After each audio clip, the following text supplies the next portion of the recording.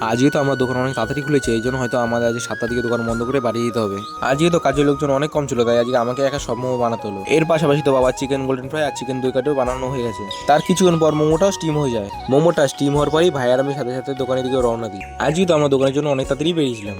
তারপর আমরা দোকানের সামনেটা ঠিকঠাকভাবে ঝাড় দিয়ে সামনে মালামাল সব সাজিয়ে আমরা ওয়েট করছিলাম যে আমার টোটোটা কখন আসবে। ততক্ষণে তো দেখি রাকেশ দাও চলে আসে। তার কিছুক্ষণ পর আমার টোটোটাও চলে আসে।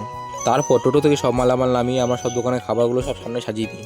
ততক্ষণে আমার দোকানে এই দাদিটাও চলে আসে, বলছিল যে আমার দোকানে 149 কম্বোটা খাবে, আর এই দিদিটাকে 1 প্লেট পপকর্ন পার্সেল দিয়ে দিই। আর এই দাদাদেরও দুটো 100 কম্বো অর্ডার ছিল। তার কিছুক্ষণ পর তো এই দাদাটা এসে একবারে 3টে কম্বো পার্সেল নিয়ে যায়, একটা 159, একটা 149, একটা 150, আর তার সাথে একটা মোমো পার্সেল নিয়ে যায়। এই দাদাটাকে পার্সেল তারপর আর কিছু দাদা চলে আসে, তাদের অর্ডার ছিল 5টা চিজ রোল। তাদের চিজ রোলটা গরম গরম তেলের মধ্যে ফ্রাই করে তাদের দিয়ে দিল। আর এই দাদাটাও আমার দোকানে এসে অনেকগুলো খাবার পার্সেল নিয়ে যায়।